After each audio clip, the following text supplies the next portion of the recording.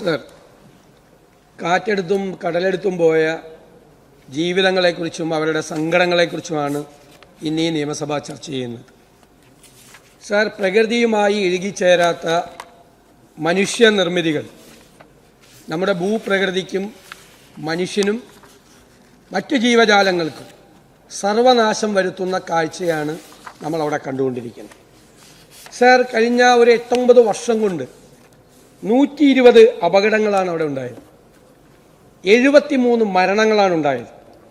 Sir, 700-ലധികം ആളുകൾക്ക് പരിക്ക് പറ്റി. സർ, നിരവധി വീടുകൾ കടലെടുത്തു, 100 കണക്കിന് വീടുകൾ കടലെടുത്തു. സർ, ഈ വള്ളവും വലയും, ലക്ഷക്കണക്കിന് രൂപയുടെ വള്ളവും വലയും നഷ്ടപ്പെട്ടു. വള്ളവും വലയും അവർ മേടിക്കുന്ന അങ്ങനെ കുറച്ച് ആളുകൾ ഒരുമിച്ച് ചേർന്ന് അവരുടെ ഭാര്യയുടെ കെട്ടുതാലി വരെ പണയപ്പെടുത്തിയിട്ടാണ് ഇത് വാങ്ങിക്കുന്നത്. ഇതെല്ലാം നഷ്ടപ്പെടുകയാണ്. നിരന്തരമായ മരണമാണ്. കഴിഞ്ഞ ദിവസം സമൂഹ മാധ്യമത്തിൽ ഒരു പെൺകുട്ടിയുടെ പ്രസംഗം ഉണ്ടായിരുന്നു. ആ പെൺകുട്ടിയുടെ കുടുംബത്തിൽ 4 പേരെ നഷ്ടപ്പെട്ടതാണ്. സാർ, ആ കുട്ടിയുടെ വാക്കുകൾ നമ്മുടെ ചങ്ക് തുളച്ചു കയറും. ഭരണകൂടത്തോടാണ് ചോദിക്കുന്നത്. ഞാനത് ഗവൺമെൻറ്റിന് മാത്രമല്ല, നമ്മൾ കൂടി ഉണ്ടെന്ന് തോന്നും അതിൻ്റെ അകത്ത് അവരുടെ ചോദ്യം കേട്ടാൽ. നിസ്സംഗരായി നിസ്സഹായരായി നിങ്ങൾ ഒന്നും ചെയ്യാതെ നിൽക്കുകയാണോ എന്നാണ് അവരുടെ ചോദ്യം. ഞങ്ങളെ എത്ര പ്രാവശ്യം നിങ്ങളെല്ലാവരും വന്ന് ആശ്വസിപ്പിച്ചു, എത്ര പ്രാവശ്യം നിങ്ങൾ എന്തെല്ലാം ഉറപ്പുകൾ ഞങ്ങൾക്ക് നൽകി, എന്തെല്ലാം വാക്കുകൾ ഞങ്ങൾക്ക് നൽകി.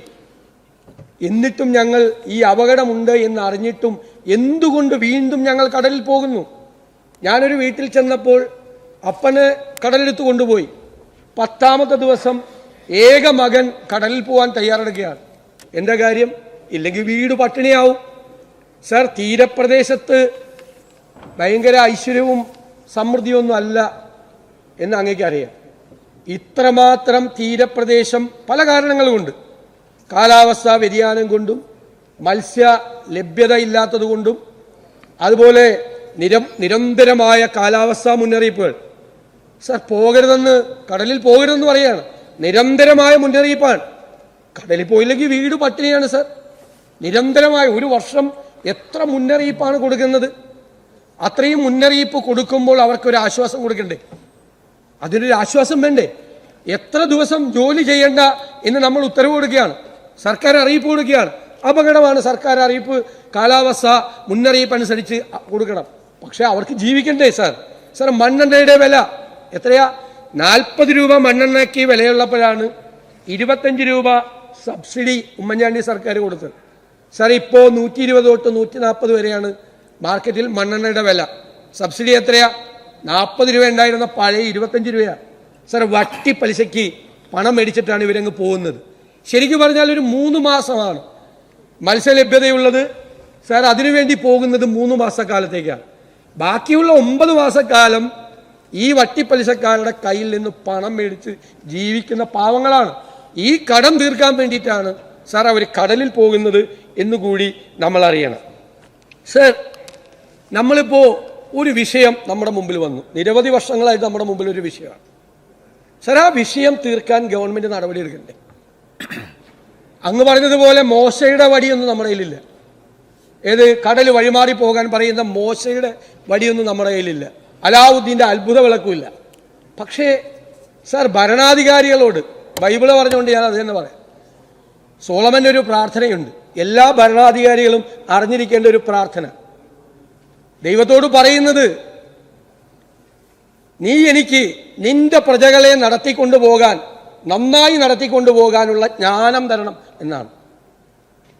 പ്രശ്നങ്ങളുണ്ടാകുമ്പോൾ അത് പരിഹരിക്കാനുള്ള നടപടികൾ സ്വീകരിക്കാനുള്ള അറിവും ജ്ഞാനവും വഴിയും നീ എനിക്ക് കാണിച്ചു തരണമെന്ന പ്രാർത്ഥന. സാർ, ആ പ്രാർത്ഥന മനസ്സിലുണ്ടെങ്കിൽ ഈ വിഷയത്തിന് ഹ്രസ്വകാലത്തേക്കും ദീർഘകാലത്തേക്കുമുള്ള നടപടികൾ സ്വീകരിക്കും.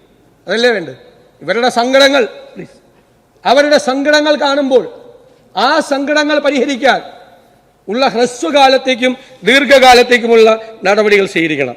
ഇപ്പൊ സാർ, 2023-24 ബജറ്റിൽ 50 ലക്ഷം രൂപ മുതലപ്പൊഴി മാസ്റ്റർ പ്ലാനിനായി കൊടുത്തിട്ടുണ്ട്. 1 രൂപ ചെലവാക്കിയ സാർ. തീരദേശ പരിപാലന പ്രവർത്തനങ്ങൾക്ക് 10 ലക്ഷം രൂപ കൊടുത്തിട്ടുണ്ട്. 1 രൂപ ചെലവാക്കിയിട്ടില്ല. 1 രൂപ പോലും ചെലവാക്കിയിട്ടില്ല. ഇവിടെ മന്ത്രിതല മീറ്റിംഗ്, അങ്ങ് ഒരുപാട് മീറ്റിംഗ് നടത്തി, ഞാൻ ഇല്ലാന്നൊന്നും പറയുന്നില്ല. മീറ്റിംഗ് നടത്തിയ ആരെങ്കിലും പറയണത്? സാർ, 1 വർഷം മുമ്പ് 31/7/23 3 മന്ത്രിമാർ, പേര് പറയാനില്ല, 3 മന്ത്രിമാർ, വിവിധ രാഷ്ട്രീയ പാർട്ടി നേതാക്കൾ, നേരത്തെ പറഞ്ഞ പോലെ മത്സ്യത്തൊഴിലാളി മേഖലയിലെ യൂണിയനുകൾ എല്ലാവരും ചേർന്ന് നടത്തിയ മീറ്റിങ്ങിൽ കൊടുത്ത ഉറപ്പുണ്ട്.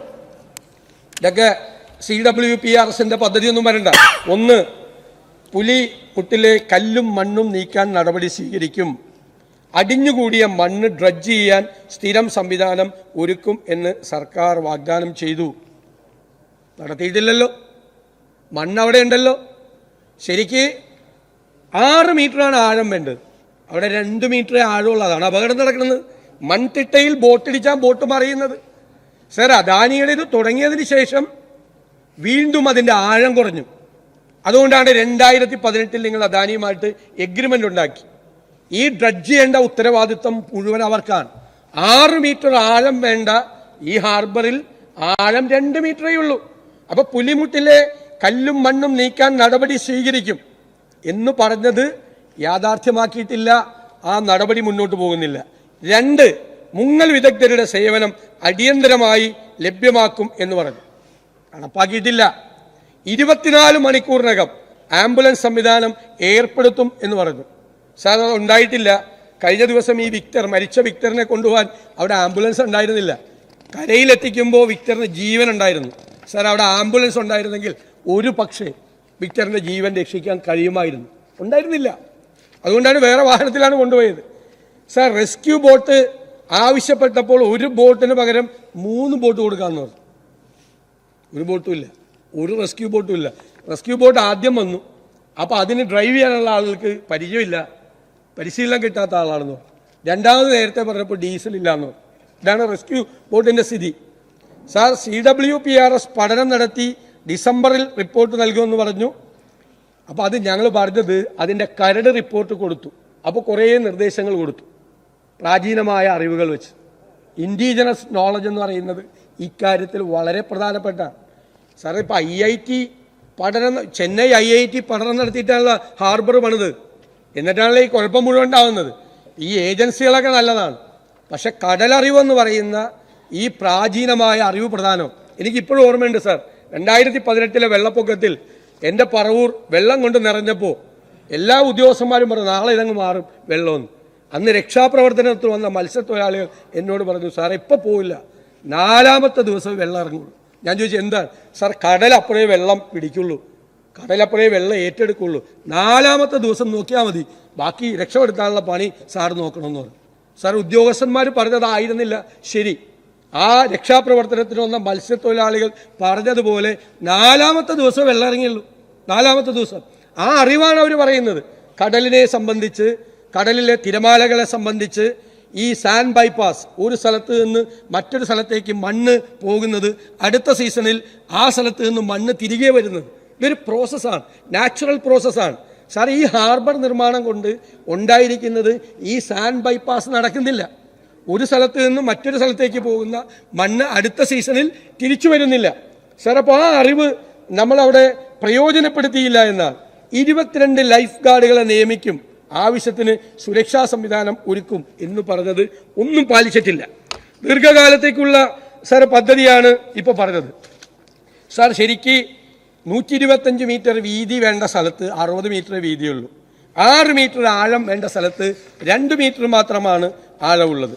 സാർ, ഇവിടെ അദാനിയുമായി ബന്ധപ്പെട്ടുള്ള കാര്യം അങ്ങ് പറഞ്ഞു. അദാനിയുടെ ആളുകളൊന്നും അല്ല നമ്മൾ ആരും എന്നൊക്കെ പറഞ്ഞു. സാർ, ഇവിടെ എന്താ, അവരുമായിട്ട് നമ്മൾ എഗ്രിമെന്റ് വെച്ചു, ധാരണാപത്രമാണ് 2018 ഹാർബർ എഞ്ചിനീയറിംഗ് ഡിപ്പാർട്ട്മെന്റുമായിട്ട്. എന്താ പറഞ്ഞത്? നാവിഗേഷൻ ചാനൽ ഡ്രഡ്ജ് ചെയ്യാൻ അതിൻ്റെ ആഴം ഈ പറയുന്ന 5 മീറ്റർ 6 മീറ്ററിൽ നിലനിർത്താൻ അദാനി പോർട്ടിനെ ചുമതലപ്പെടുത്തി. എന്നാൽ അദാനി കമ്പനി ഈ മണ്ണ് ഡ്രഡ്ജ് ചെയ്ത് നീക്കുന്നതിൽ പൂർണ്ണമായി പരാജയപ്പെട്ടു. നിലവിൽ കടലിനടിയിൽ പാറകളടക്കം വീണ് കിടപ്പുണ്ട്. അതുകൂടി നീക്കം ചെയ്താൽ മാത്രമേ ആഴം കൂട്ടാൻ പറ്റുള്ളൂ. പാറ വീണ് കിടക്കുന്നുണ്ട്, നേരത്തെ പറഞ്ഞല്ലോ, ട്രൈഫോഡുകൾ വീണ് കിടക്കുന്നുണ്ട്.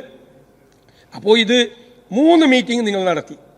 3/1/2024 20/1 1/4 മീറ്റിംഗ് നടത്തി. ഫിഷറീസ് സെക്രട്ടറി തലത്തിൽ മീറ്റിംഗ് കൂടി, ശരിയാണ്. അവിടെയെല്ലാം നിങ്ങളുടെ അസസ്മെന്റ് എന്തായിരുന്നു? അവർ ഫെയിൽ ചെയ്തു എന്നാണ്.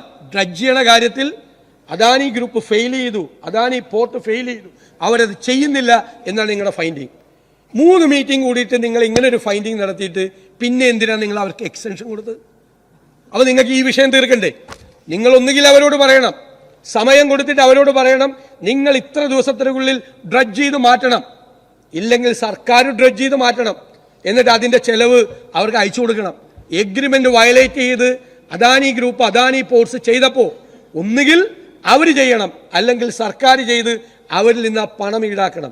നിങ്ങൾ ഇതൊന്നും ചെയ്യാതെ ഒരു നടപടിയും അദാനി ഗ്രൂപ്പിനെതിരായി അദാനി പോർട്ടിനെതിരായി ചെയ്യാതെ നിങ്ങൾ അവർക്ക് എക്സ്റ്റൻഷൻ കൊടുത്തു. അപ്പൊ നിങ്ങൾ ആരുടെ കൂടെയാണ്? ആ പാവപ്പെട്ട മത്സ്യത്തൊഴിലാളികളുടെ കൂടെയാണോ നിങ്ങൾ? മരിച്ചു വീഴുന്നവരുടെ കൂടെയാണോ? ആ സങ്കടങ്ങളുടെ കൂടെയാണോ നിങ്ങൾ? അതാണ് എന്റെ ചോദ്യം.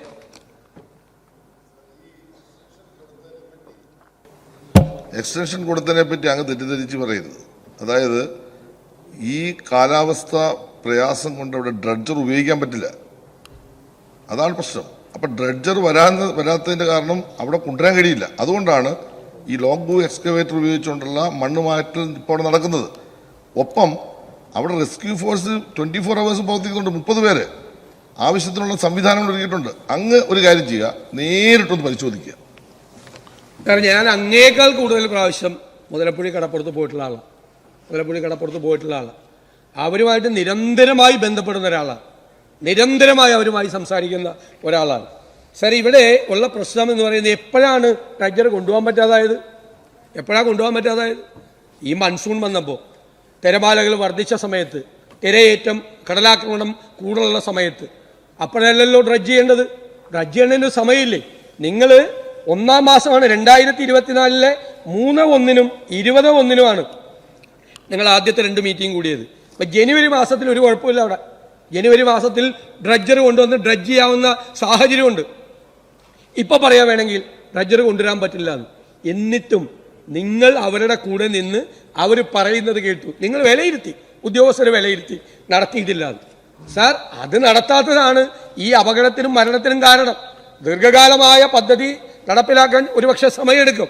പക്ഷേ ഹ്രസ്വകാലത്തേക്ക് നടപടികൾ അങ്ങ് വാക്കുകൊടുത്ത സർക്കാർ അവർക്ക് കൊടുത്ത വാക്കുകൾ നടപ്പാക്കിയിരുന്നുവെങ്കിൽ യാതൊരു വിധത്തിലും ഉണ്ടാവില്ലായിരുന്നു. ഇപ്പോൾ ഇതെല്ലാം ഒരു നടപടിയും സ്വീകരിക്കാതെ, ഒരു രക്ഷാപ്രവർത്തനത്തിനുള്ള ഒരു സൗകര്യമില്ലാതെ അവരെ വിധിക്ക് വിട്ടുകൊടുക്കുകയാണ്. നിങ്ങൾ വിധിക്ക് വിട്ടുകൊടുക്കുകയാണ്. ഒരു കുടുംബത്തിൽ എത്ര പേര് മരിച്ചാലും, ഞാൻ ചോദിക്കട്ടെ, ഒരു ഗ്രാമത്തിലാണ് 73 പേര് മരിക്കുന്നത്. ഒരു ഗ്രാമത്തിൽ അല്ലേ? ആ ഗ്രാമം ഇല്ലാതാകാൻ പോവുകയാണ്.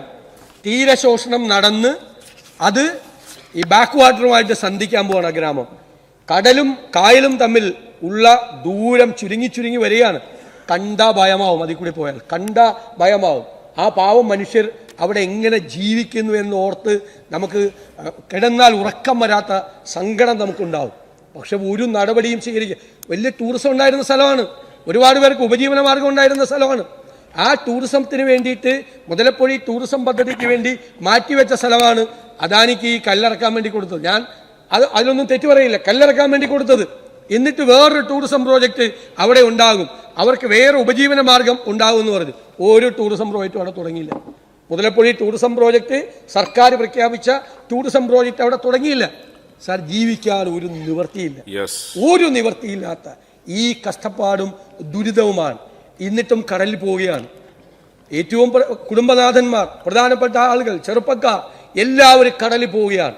മരണം ഏത് സമയത്തും വന്ന് മാടി വിളിക്കുമെന്ന് അറിഞ്ഞുകൊണ്ടും വീട്ടിൽ തീ പുകയ്ക്കാൻ, അടുപ്പിലെ തീ പുകയ്ക്കാൻ വേണ്ടി പോകുന്ന ഈ പാവങ്ങളുടെ ജീവൻ സംരക്ഷിക്കാൻ, അവരുടെ ജീവിതം കെട്ടുറപ്പുള്ളതാക്കാൻ, സുരക്ഷിതമാക്കാൻ നമുക്ക് കഴിഞ്ഞില്ലെങ്കിൽ പിന്നെ സാർ എന്തിനാണ് ഗവൺമെന്റ്, എന്തിനാണ് സംവിധാനം? തെരഞ്ഞെടുക്കപ്പെട്ട ഒരു ഗവൺമെന്റ് ഉണ്ടാകുന്നത് ജനങ്ങൾക്ക് സങ്കടമുണ്ടാകുമ്പോൾ അവരുടെ പ്രശ്നം പരിഹരിക്കാൻ, അവരെ ചേർത്ത് നിർത്താനാണ് ഒരു ഗവൺമെന്റ്. അങ്ങനെ ഒരു ഗവൺമെന്റ് അല്ല നിങ്ങളുടെ ഗവൺമെന്റ്. സാർ, അതിൽ നിങ്ങൾ ഒരു നടപടിയും സ്വീകരിക്കുന്നില്ല. നിങ്ങൾ നൽകുന്നത് ഈ ഉറപ്പുകൾ മാത്രമാണ്. ഈ ഉറപ്പുകൾ വീണ്ടും മരണത്തിന്റെ എണ്ണം മരണസംഖ്യ വർദ്ധിപ്പിക്കാം എന്നല്ലാതെ, അപകട സംഖ്യ വർദ്ധിപ്പിക്കാം എന്നല്ലാതെ ശാശ്വതമായ പരിഹാരമോ ഹ്രസ്വകാലത്തേക്കുള്ള പരിഹാരമോ നിർദ്ദേശിക്കുന്നില്ല. സർക്കാരിൻ്റെ ഈ നിലപാടിൽ പ്രതിഷേധിച്ചുകൊണ്ട് ഞാനും എൻ്റെ പാർട്ടിയും വോക്കൗട്ട് ചെയ്യും.